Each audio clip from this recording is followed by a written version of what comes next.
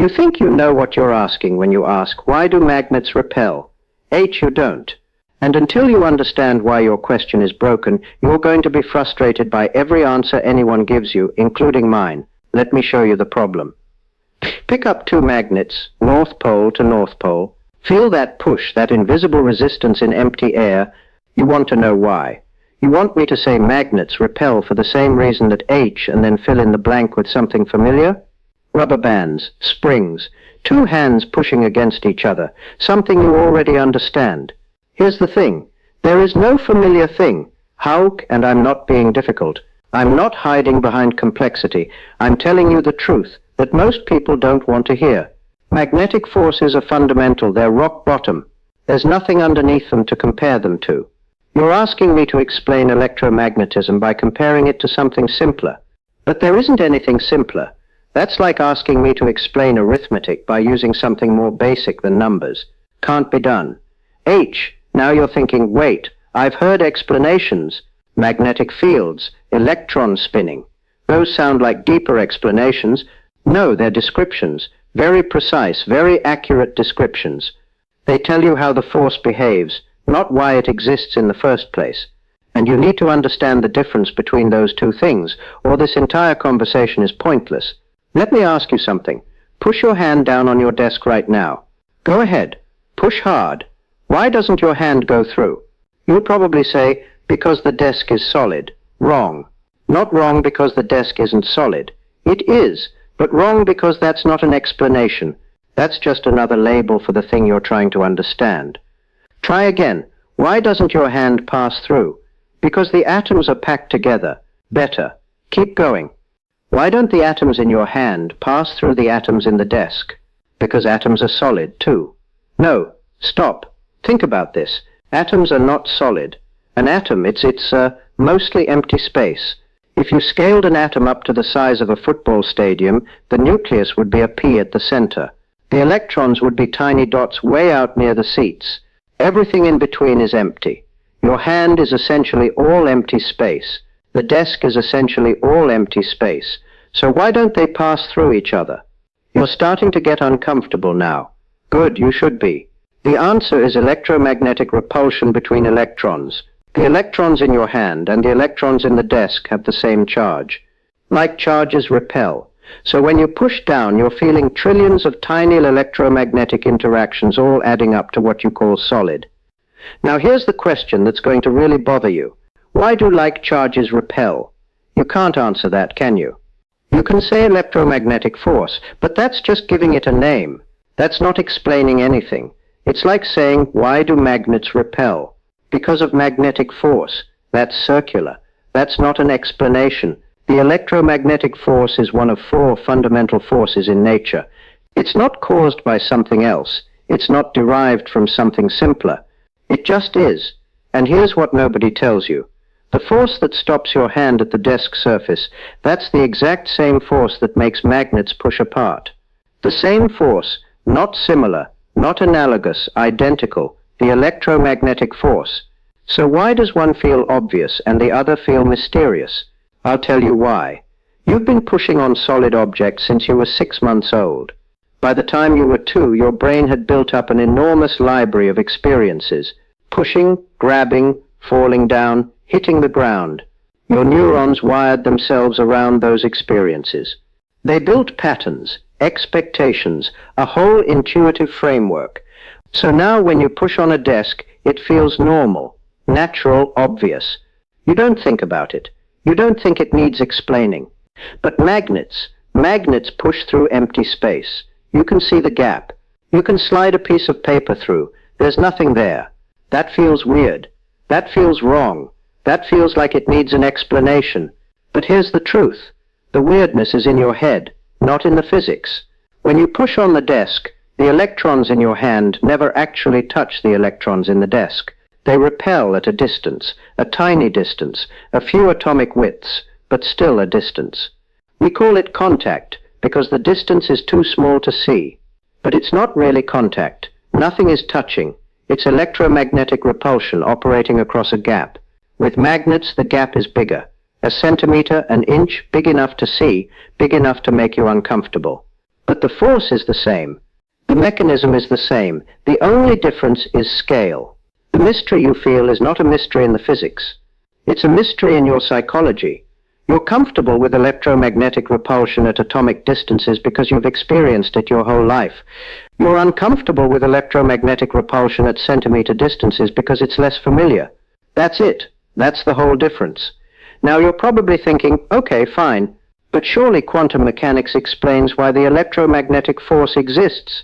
Wrong.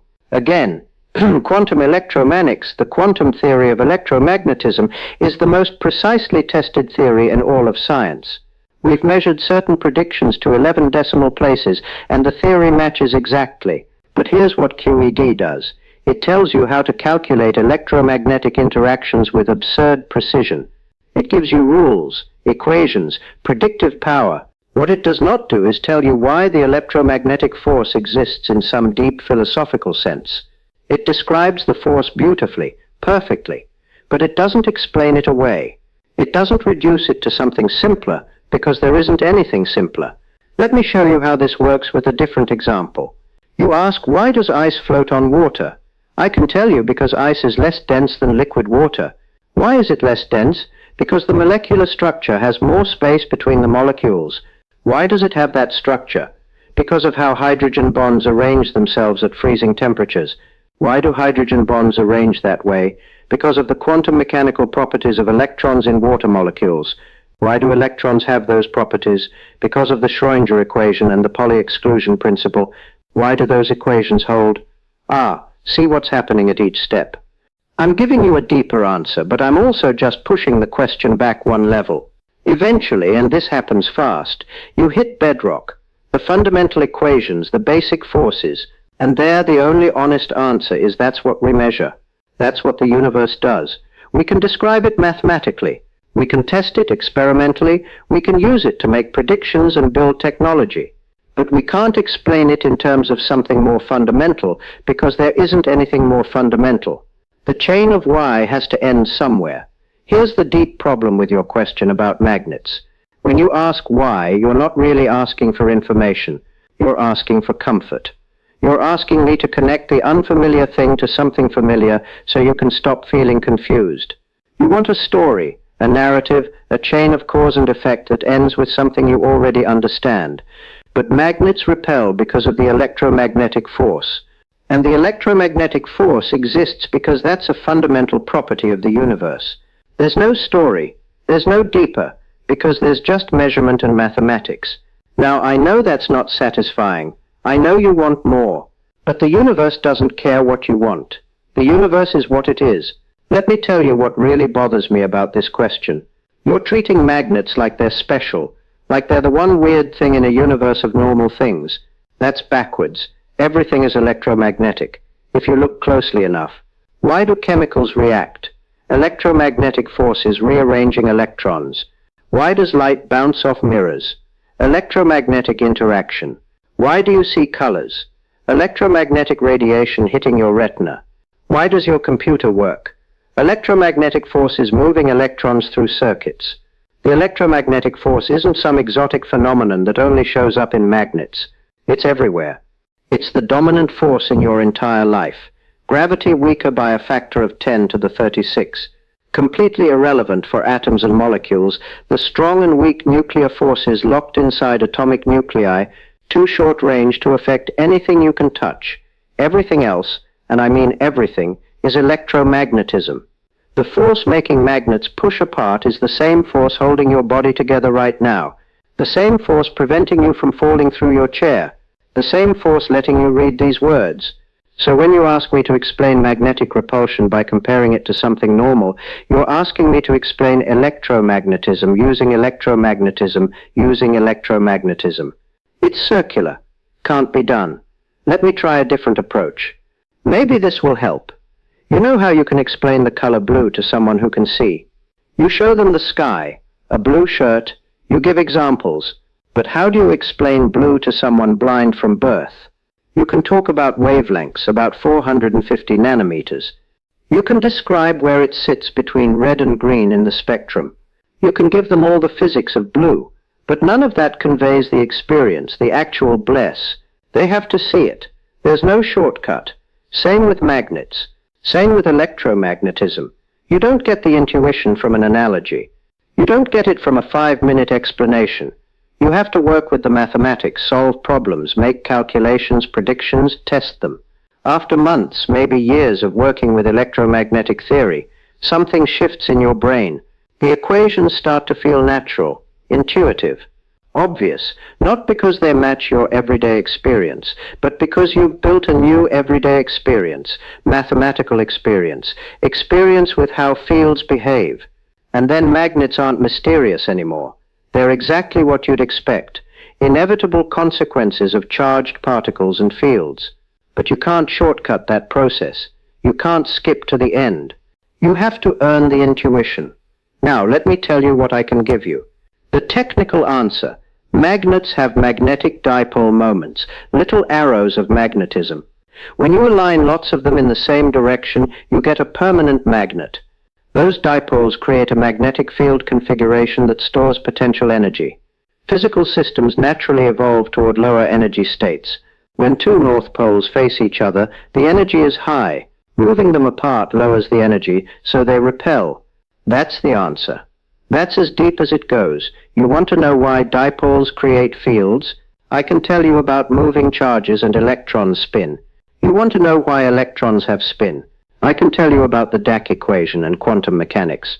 You want to know why the Dirac equation is correct? I can tell you it follows from combining special relativity with quantum mechanics. You want to know why those theories hold? Because they match reality. Because we've tested them millions of times and they work. That's it. That's where the chain ends. Here's what you need to understand about how physics actually works. We don't start with philosophy and derive the universe. We start with measurements. We observe patterns. We write equations that describe those patterns. We test those equations against new experiments. When the equations work, when they let us predict things we haven't seen yet, we say we understand the phenomenon. Understanding in physics doesn't mean philosophical satisfaction. It doesn't mean matching your intuition. It means predictive power. It means being able to calculate, to predict, to build technology that works. By that standard, we understand electromagnetism better than almost anything. Quantum electromagnet is tested to incredible precision. We can calculate the magnetic moment of an electron to 11 decimal places, and the measurement agrees exactly. So when I say I understand magnets, I mean this. I can calculate the force between them. I can predict how they'll behave in different configurations. I can design electric motors, generators, MRI machines. I can manipulate magnetic fields to trap particles or focus beams. That's real understanding. That's what physics offers. Not comfort, not familiar analogies, but power, control over nature. You might not like this answer. You might find it unsatisfying, tough. The universe doesn't owe you an explanation that makes you comfortable. It doesn't owe you a story that matches your intuition about how things should work. Your intuition evolved to throw rocks, pick fruit, and avoid predators on the African savanna. It did not evolve to understand quantum fields or electromagnetic interactions at the atomic scale. So when physics reveals something that violates your intuition, particles acting like waves, time slowing down at high speeds, magnets pushing through empty space, you have two choices. You can reject it as mysterious and unsatisfying and keep asking for better explanations that don't exist. Or you can expand your intuition, learn the mathematics, work through the problems, build new mental models based on equations and experiments, not everyday experience. That's what physicists do. None of us found quantum mechanics intuitive at first, but we worked with it long enough that it became familiar, and eventually it started to feel natural. Not because it matches common sense, but because we built new common sense, mathematical common sense. So here's what I want you to take away from this. The next time you pick up two magnets and feel them push apart, don't ask why. Ask how. How does the force depend on distance? How strong is it compared to gravity? How can I calculate it? How can I use it? Those questions have answers. Good answers. Precise answers. Beautiful answers. The why question, the one asking for reduction to something more familiar, that question doesn't have an answer. Not for magnets. Not for any fundamental force. Because fundamental means exactly that, Bottom level, nothing underneath. But here's the beautiful thing that people miss when they get stuck on why. What physics reveals is that the universe operates according to a small set of rules. The same equations that describe magnets also describe lightning, brain signals, computer chips, the northern lights, chemical bonds, why stars shine, why atoms are stable. That's not a failure to explain, that's unification. That's discovering that underneath all the apparent complexity and chaos of nature, there's a deep structure, a mathematical structure. Simple rules with incredibly complex consequences. That's what should blow your mind. Not that we can't reduce magnets to something simpler, but that we can reduce thousands of seemingly different phenomena to the same underlying force. You wanted me to explain magnets by comparing them to something familiar, but I'm telling you something better. Everything familiar is actually magnets. Or rather, everything is electromagnetism. Same thing. Your desk, your body, the air, light, chemistry, life itself. It's all different arrangements of electromagnetic interactions. You're not separate from the magnets. You're made of the same force. So was my refusal to answer the BBC interviewer arrogant? No, it was honest. I could have given him a comfortable lie. Magnets are like springs, or think of magnetic fields as rubber sheets or whatever would have made him nod and feel satisfied. And he would have learned nothing. Instead, I told him the truth. The question itself was broken. The kind of why he wanted doesn't exist. At the fundamental level, things just are. And our job is to describe them accurately, not to reduce them to something more comfortable. People hated that answer, called it evasive, called it a failure to communicate. But they were wrong. Sometimes the most honest answer is the universe doesn't work the way you expect. Your intuitions are wrong. And if you want to understand what's really happening, you need to learn a new way of thinking. That's not arrogance. That's respect. Respect for the truth. Respect for the actual structure of reality. And respect for you. For your ability to handle that truth, instead of needing a comfortable fiction. So pick up those magnets one more time. Feel that invisible push. Now understand you're feeling one of the four fundamental forces of nature. The same force that makes chemistry work. The same force that makes stars shine. The same force holding you together right now. That's not mysterious. That's magnificent. And the fact that we can describe it with equations, test it with experiments, and use it to build technology, that's not a failure to explain. That's what understanding actually looks like.